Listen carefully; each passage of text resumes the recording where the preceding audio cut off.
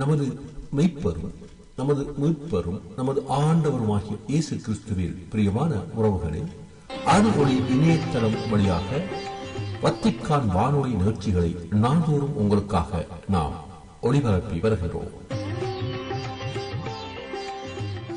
அருள்ஒளி இணையதளத்திற்காக தொகுத்து வழங்குபவர் உங்கள் அன்பிற்கினிய பேசால் தாஸ்.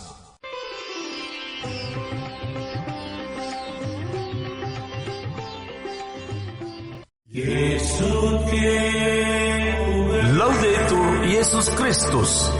இயேசு கிறிஸ்துவுக்கு புகழ். தமிழ் கூறும் நல்லுலகில் வாழும் அனைத்து அன்பு உள்ளங்களுக்கும் வத்திக்கான் வானொலியின் வணக்கம்.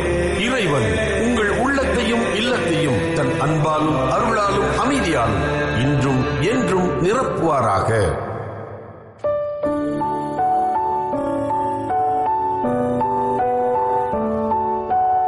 அன்பு நேயர்களே, வத்திக்கான் வானொலி இன்று உங்களுக்கு வழங்கவிருப்பவை நெறிகாட்டும் ஆளுமைகள், விவிலிய தேடல்கள் மற்றும் செய்திகள்.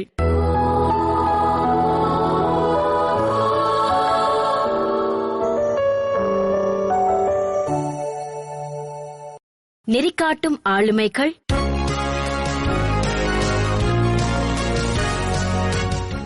மாவீரன் அலெக்சாண்டர் பல நாடுகளை வென்று வெற்றி களிப்பில் போர் பாசறை திரும்பி கொண்டிருந்த நேரம் கடுமையான காய்ச்சல் நோயால் பாதிக்கப்பட்டார். உடன் வந்த வைத்தியர்கள் கூட நம்பிக்கை இழந்து போன நிலை.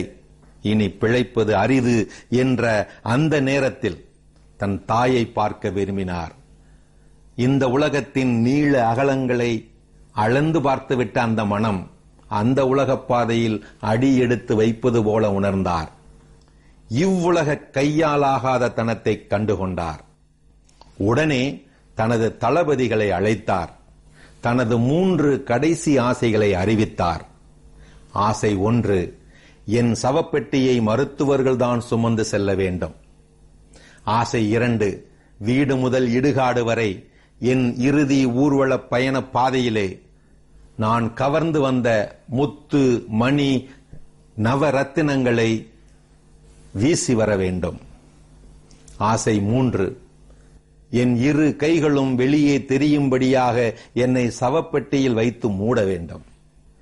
ஏனென்று கேட்டு நின்ற தளபதிகளிடம் அவரே விளக்கினார்.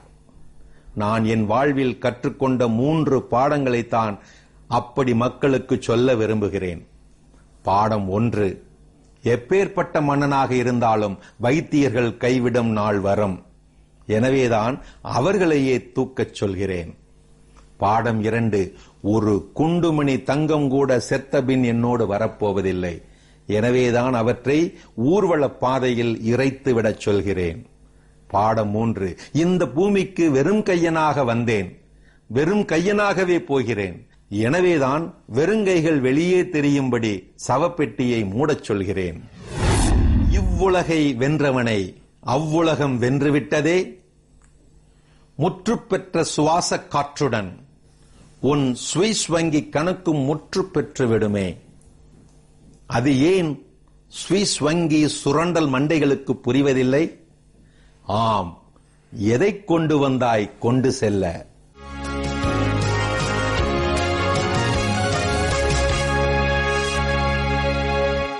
விவிலிய தேடல்கள்.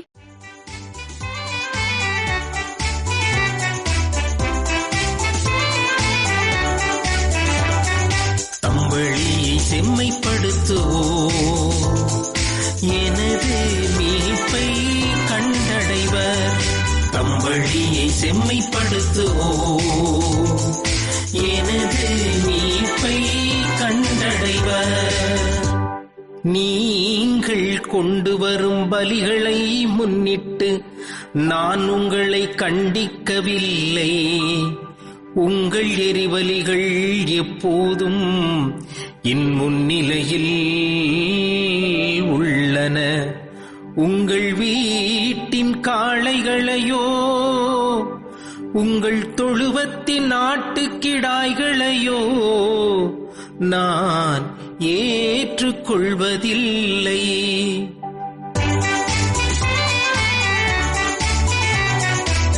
வழியை செம்மைப்படுத்துவோம், எனது மீட்பை கண்டடைவர். தம் வழியை செம்மைப்படுத்துவோம், எனது மீட்பை கண்டடைவர். என் விதிமுறைகளை ஓதுவதற்கு உங்களுக்கு என்ன தகுதி? என் உடன்படிக்கை பற்றி பேசுவதற்கு உங்களுக்கு என்ன அருகதை? நீங்களோ ஒழுங்குமுறையை வெறுக்கின்றீர்கள், என் கட்டளைகளை தூக்கி எறிந்து விடுகின்றீர்கள்.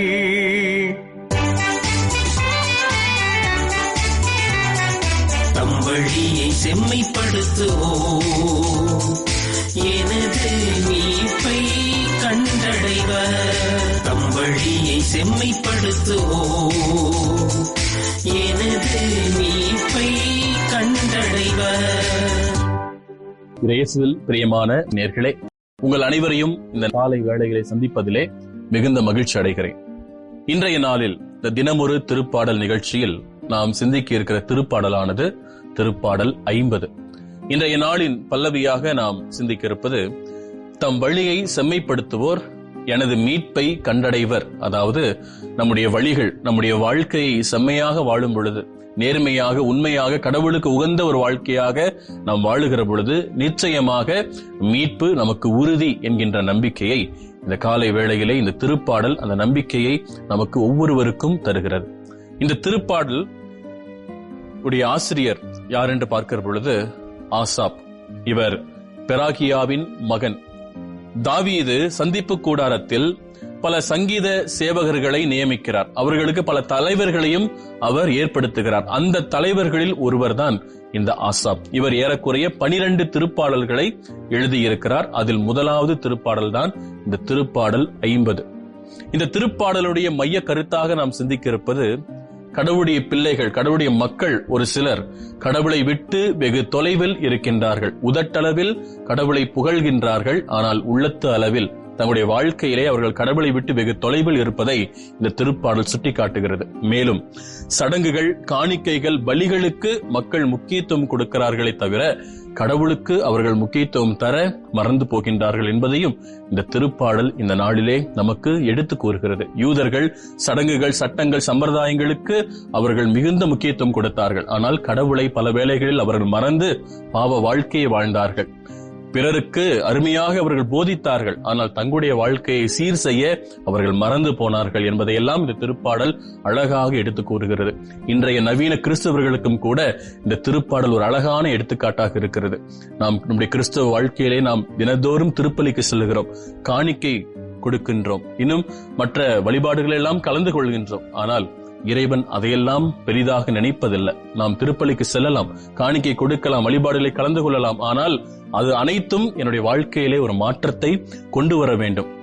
என்னுடைய வாழ்க்கையை செம்மையாக வாழ்வதற்கு, நேர்மையாக வாழ்வதற்கு, கடவுளுக்கு உகந்த வாழ்க்கையாக நான் வாழ்வதற்கு அவை அனைத்தும் நமக்கு பயன்பட வேண்டுமே தவிர வெறும் சடங்குக்காக, சம்பிரதாயத்திற்காக நாம் திருப்பலிக்கு செல்லுவதோ காணிக்கை கொடுப்பதோ கடவுள் விரும்புவது இல்லை. ஆகவே இந்த நாளிலே இந்த திருப்பாடல் நமக்கு கொடுக்கின்ற ஒரு அற்புதமான செய்தி, கடவுளுக்கு நீ உன்னையே முழுமையாக காணிக்கையாக கொடு. கடவுள் உன்னுடைய பணத்தையோ உன்னுடைய செல்வத்தையோ நீ கொடுக்கின்ற காணிக்கையோ அவர் எதிர்பார்க்கவில்லை. கடவுள் உன்னை எதிர்பார்க்கிறார், உன்னுடைய இதயத்தை எதிர்பார்க்கிறார். ஆகவே உன்னுடைய இதயத்தை கடவுளுக்கு காணிக்கையாக கொடு. கடவுளுக்கு நீ காணிக்கையாக கொடுப்பதற்கு கடவுள் பசியாக இல்லை.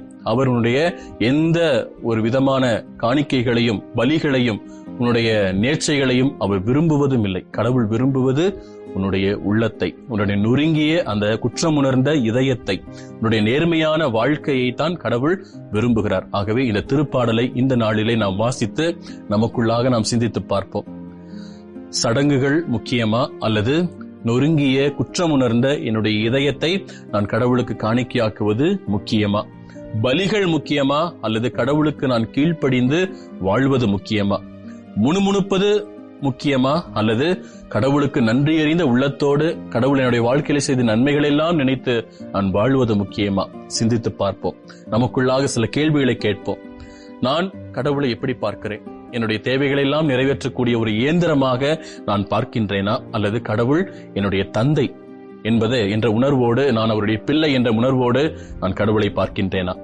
என்னுடைய வழிபாடு வெறும் உதட்டளவில் இருக்கிறதா, அல்லது என்னுடைய உள்ளத்தின் ஆழத்திலிருந்து என்னுடைய வழிபாட்டு வெளிப்படுகிறதா என்பதை சிந்திப்போம். நான் செய்யும் தவறுகளை கடவுள் பார்க்கவில்லை என்கின்ற அந்த ஒரு எண்ணத்தோடு நான் வாழ்ந்து கொண்டிருக்கிறேனா என்பதையும் இந்த நாளிலே சிந்தித்து பார்த்து கடவுளுக்கு நம்மை முழுமையாக காணிக்கையாக நாம் கொடுப்போம்.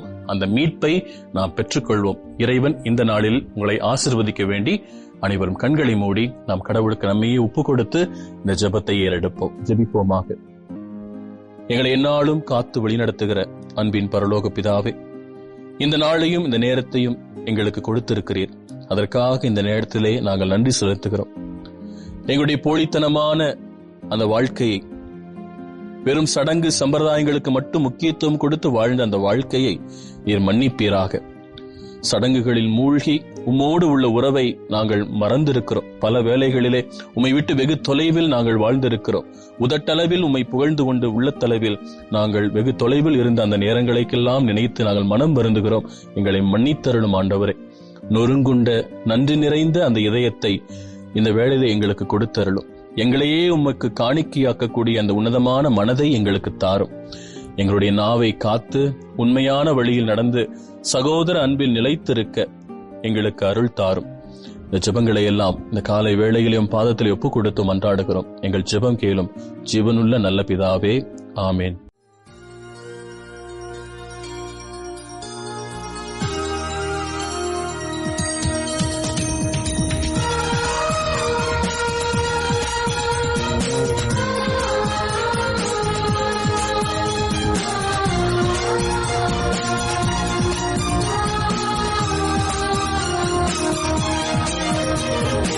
ஆண்டவரில் அகம் மகிழ்ந்திடுங்கள், அல்லேலூயா. அவர் பெயரை என்றும் போற்றிடுங்கள், அல்லேலூயா, அல்லேலூயா, அல்லேலூயா. ஆண்டவரில் அகம் மகிழ்ந்திடுங்கள், அல்லேலூயா.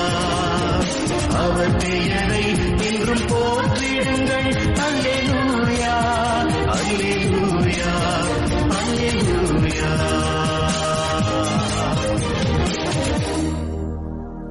தூதர்களே, அவர் படைப்புகளே, புகழுங்கள். வானங்களே, குளிர் மேகங்களே, புகழுங்கள். கதிரவரே, ஒளிர் மேகங்களே, புகழுங்கள். விண்மீனே, ஒளி மின்னல்களே, புகழுங்கள். ஆண்டவரில் அகம் மகிழ்ந்திடுங்கள், அல்லேலூயா. அவர் பெயரை என்றும் போற்றிடுங்கள், அல்லேலூயா, அல்லேலூயா, அல்லேலூயா.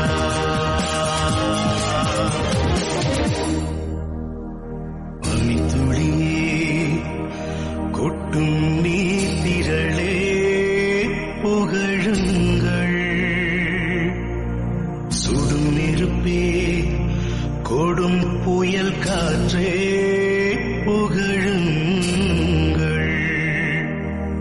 பெருமலையே, உயர் குன்றுகளே, புகழுங்கள். விலங்குகளே, மரக்கன்றுகளே, புகழுங்கள்.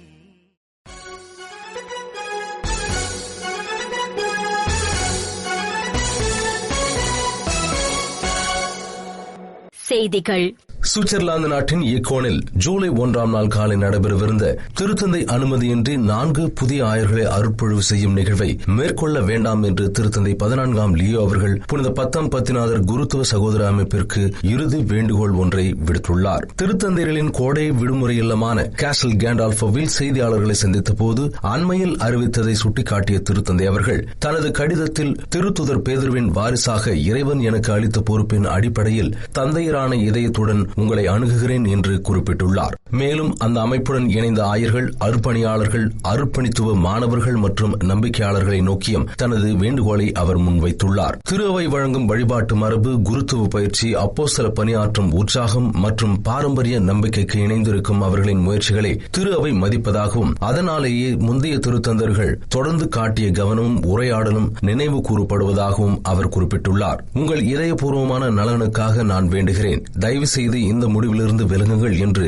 உருக்கமான முறையில் வலியுறுத்தியுள்ள திருத்தந்தை அவர்கள், நீங்கள் செய்யவிருக்கும் இந்த பிளவுண்டாக்கும் செயல் நம்பிக்கையாளர்களுக்கு சட்டப்பூர்வமான திருவழிபாட்டு அருள் சாதனங்களை வழங்குவதில் பாதிப்பை ஏற்படுத்தக்கூடும் என்று எச்சரித்துள்ளார். நான் உங்களுக்காக ஜெபிக்கிறேன், ஏனெனில் கிறிஸ்துவின் தையல்களற்ற ஆடையை கிழிப்பது மிக கடுமையான பாவமாகும் என்று குறிப்பிட்டுள்ள திருத்தந்தை அவர்கள், ஆண்டவர் உங்கள் மனச்சான்றுகளை ஒளிர்வித்து உங்கள் இதயங்களை விழிப்படைய செய்வாராக என்றும் தெரிவித்துள்ளார். ஜூன் 29 திங்கள் அன்று புனிதர்கள் பேதுரு மற்றும் பவுல் பெருவிழாவையொட்டி வத்திக்கான் புனித பேதுரு பெருங்கோவில் வளாகத்தில் கூடியிருந்த பல்வேறு நாடுகளைச் சேர்ந்த ஆயிரக்கணக்கான திருப்பயணிகளுக்கு வழங்கிய நண்பகல் மூவேளை இறைவேண்டல் உரையில் திருத்தந்தை 14ஆம் லியோ அவர்கள் ஆண்டுதோறும் வழங்கப்படும் பேதுரு நிதி உதவிக்கு தாராளமாக பங்களித்த உலகளாவிய கத்தோலிக்கர்களுக்கு தனது நெஞ்சார்ந்த நன்றியையும் வாழ்த்துகளையும் தெரிவித்துக் கொண்டார். இந்த நிதியுதவியானது புனித பேதுருவின் வாரிசாக தாம் ஆற்றும் ஆன்மீக மற்றும் உலகளாவிய பணிகளுக்கு பெரிதும் துணையாக இருக்கிறது என்று திருத்தந்தை குறிப்பிட்டார். இத்தகைய உலகளாவிய நன்கொடைகள் மூலம் பேரிடர் நிவாரணப் பணிகள், ஏழை எளியோருக்கான தொண்டுகள் மற்றும் நலிவடைந்த சமூகங்களுக்கான உதவிகளை வத்திக்கானால் மேற்கொள்ள முடிகிறது என்று விவரித்த திருத்தந்தை, நம்பிக்கையிலும் ஒற்றுமையிலும் தொடர்ந்து இணைந்து பயணிக்க நம்பிக்கையாளர்களுக்கு அழைப்பு விடுத்தார். நோயாளிகள், தனிமையில் வாடுவோர் மற்றும் சிறை கைதிகளுக்காக சிறப்பு இறைவேண்டல்களை மேற்கொண்ட திருத்தந்தை மேலும் ரோம் நகரில் பணியாற்றும் பங்கு தந்தையர்கள், துறவிகள், கன்னியர்கள் மற்றும் ஆன்மீக பணியாளர்களுக்கு தனது நன்றியை தெரிவித்ததுடன் நகரின் கிறிஸ்தவ பாரம்பரியத்தை உயிருடன் வைத்திருக்க அவர்களின் தினசரி பணி இன்றியமையாதது என்று பாராட்டினார். தொடர்ந்து சமூகத்தின் விளிம்பு நிலை மக்களின் குரலாக விளங்கும் வத்திக்கான் செய்தித்தாளின் மாதாந்திர இணைப்பான எல் ஒசர்வாடோர் தி ஸ்ட்ராடா இதழை விநியோகித்துக் கொண்டிருந்த வீடற்ற எளிய மக்களை திருத்தந்தை நேரில் சந்தித்து வாழ்த்தினார். இந்த இதழை உருவாக்குவதில் ஈடுபட்டுள்ள அனைவருக்கும் தனது பாராட்டுகளை தெரிவித்தார். ஜூன் மாதம் 24ஆம் நாள் முதல் 30ஆம் நாள் வரை பாங்காக் அருகில் உள்ள பான் ஃபுஆன் அருட்பணி பயிற்சி மையத்தில் 6வது பன்னாட்டு தலிதாக்கும் தலைமைத்துவ பயிற்சி நடைபெற்றது. 23 நாடுகளைச் சேர்ந்த 30 பிரதிநிதிகள் பங்கேற்ற இந்த பயிற்சியை தலிதாக்கும் இன்டர்நேஷனல் மற்றும் அனைத்துலக துறவர சபை தலைவர்களின் ஒன்றியம் இணைந்து ஏற்பாடு செய்தன. மனித வர்த்தகத்திற்கு எதிரான போராட்டத்தில் கல்வி, தலைமைத்துவ திறன் மற்றும் சமூக பங்களிப்பை வலுப்படுத்தும் நோக்கில் இப்பயிற்சி வழங்கப்பட்டது. உலகளாவிய மதிப்பீடுகளின்படி கட்டாய உழைப்பு மற்றும் கட்டாய திருமணம் உள்ளிட்ட காரணங்களால் ஏறத்தாழ 4.96 கோடி மக்கள் நவீன அடிமைத்தனத்தில் வாழ்கின்றனர் என்று கணக்கிடப்பட்டுள்ளது. இதில் பெண்கள், சிறுமிகள் மற்றும் குழந்தைகள் தொடர்ந்து அதிக பாதிப்புக்குள்ளாகின்றனர் என்றும் கண்டறியப்பட்டுள்ளது. அதேவேளையில் தென்கிழக்கு ஆசிய நாடுகள் இணையதள மோசடி மையங்கள் மற்றும் செயற்கை நுண்ணறிவு தொழில்நுட்பத்தை பயன்படுத்தி செயல்படும் குற்றவியல் வலைப்பின்னல்களால் உருவாகி வரும் புதிய அச்சுறுத்தல்களை எதிர்கொண்டு வருகின்றன.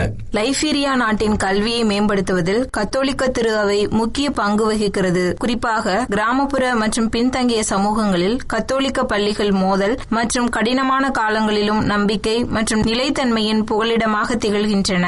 கல்வியாளர்களால் நிரம்பிய தனது குடும்பத்தாலும் தனது இறை அழைப்பாலும் ஈர்க்கப்பட்ட அருட்சகோதரி பிலோமினா அவர்கள் திருக்குடும்ப துறவர சபையில் இணைந்தார். கல்வி, நம்பிக்கை உருவாக்கம், நலவாழ்வு மற்றும் மேய்ப்பு பணி ஆகியவற்றின் மூலம் குடும்பங்களை வலுப்படுத்துவதே இந்த சபையின் நோக்கமாகும். மனித மாண்பை பாதுகாத்து உயர்த்துவதற்கும் சமூகத்தின் விளிம்பு நிலையில் வாழும் வாழும் மக்களுக்கு தன்னலமற்ற சேவை ஆற்றுவதற்கும் இத்துறவற சபை அர்ப்பணிப்புடன் செயல்பட்டு வருகிறது. கேப் பால்மாஸ் மறைமாவட்டத்தின் கல்வித்துறை செயலாளராகவும் கத்தோலிக்க கல்விக்கான தேசிய ஒருங்கிணைப்பாளராகவும் பணியாற்றும் அருள் சகோதரி பிலமினா அவர்கள் கத்தோலிக்க பள்ளிகளின் செயல்பாடுகளை மேற்பார்வையிடுவதோடு ஆசிரியர்கள் மற்றும் தலைமை ஆசிரியர்களுக்கு வழிகாட்டுதலும் ஆதரவும் வழங்கி வருகிறார். மேலும் பள்ளி நிர்வாகத்தை வலுப்படுத்துதல், குழந்தைகள் பாதுகாப்பை உறுதிப்படுத்துதல் மற்றும் பொருளாதாரத்தில் பின்தங்கிய குடும்பங்களின் குழந்தைகளுக்கு தரமான கல்வி கிடைப்பதை மேம்படுத்துதல் ஆகிய பணிகளிலும் தீவிரமாக ஈடுபட்டு வருகிறார்.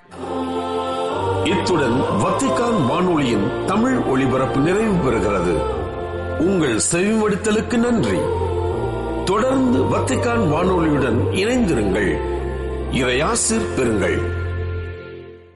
இதுவரையும் நீங்கள் செவியுற்றது வத்திக்கான் வானொலியின் இன்றைய நிகழ்ச்சிகள். மீண்டும் மற்றொரு வத்திக்கான் வானொலி நிகழ்ச்சியில் உங்கள் அனைவரையும் சந்திக்கும் வரை அன்பு விடைபெற்றுச் செல்வது உங்கள் அன்பின் பேசாலை தாஸ்.